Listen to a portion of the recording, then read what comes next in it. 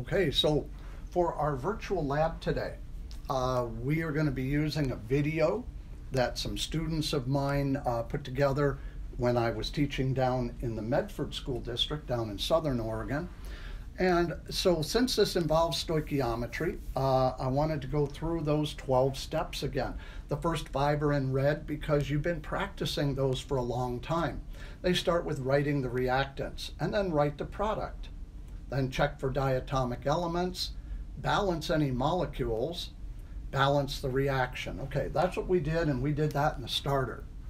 Then we've got to set up the problem, which means we've got to just draw some lines. That's step 6. Step 7, write down what you're given, because I'm going to tell you, or in this case the fellas in the lab are going to tell you how much of each reactant they started with. Then go to the periodic table, calculate the atomic mass for each reactant, convert that to moles, then watch for and calculate the limiting reactant. Remember, that's the one we're going to run out of first. And then switch that moles of reactant over to moles of product. We're going to do that through cross multiply and divide. And then last, take that number of moles and convert it to mass of product. All right. So you may want to write this list down, pause the video if you need to, and let's get started with the lab. Okay, so on a virtual lab like this, I'm going to give you some information that you usually don't see when I do it in the classroom, or if we would actually do the lab. So I'm giving you the name. This is a virtual lab of copper and sulfur.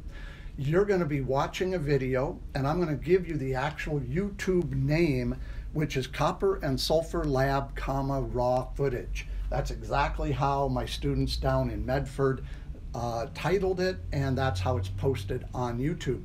So if you want to watch it separately, you can just go and Google it. This is also the link, and I'm going to have this link in Canvas for you, so you can tap on it there, and it's also over in Seesaw on the activity, so you can get to it there. There's a couple of spots in the video that if you say, well, I really don't have the time to watch 6 minutes of video, tune in to the very first 30 seconds of the video, because at the 20-second mark, that's where they tell you about the first reaction. And then if you want to, you can even fast forward to the 5-minute, 18-second point in the video, and they will tell you about the second part. And then watch, if you would, from there to the end. All right. So that's where we're headed with this. Let's watch a bit of the lab. All right, we're over in YouTube now, and so let's get going.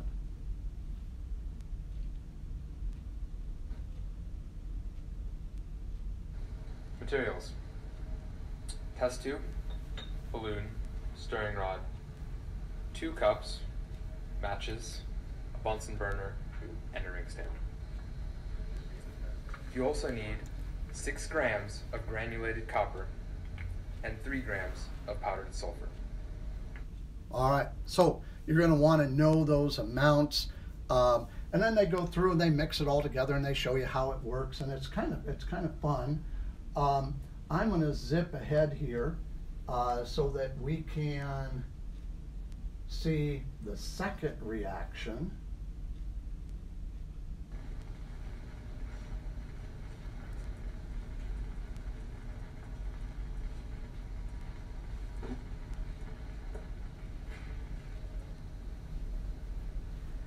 The 3 and 6 experiment with portions of 6 granulated copper, 6 grams, and 3 grams of powdered sulfur didn't work out as well as it should have, but 4 and 2 should. So we're going to try it again with 4 and 2. And here we go.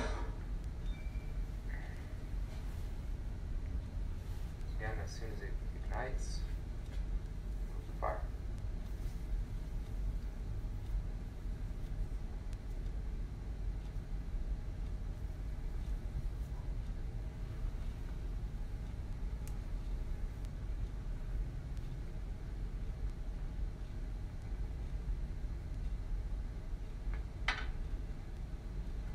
Okay, you can begin to see it reacting. Nice reaction there. We have light and heat and color change. Lots of good things happening in that test tube. We did that a few years ago, set off the fire alarms at sunset. And that was sulfur and copper. And this is copper sulfide, which is the product of the reaction. It's a bluish color, and its properties are completely different from those of sulfur and copper. All right, so that's the reaction. So now what we have to do is a little bit of work on some numbers. So watch the next video to go through the stoichiometry.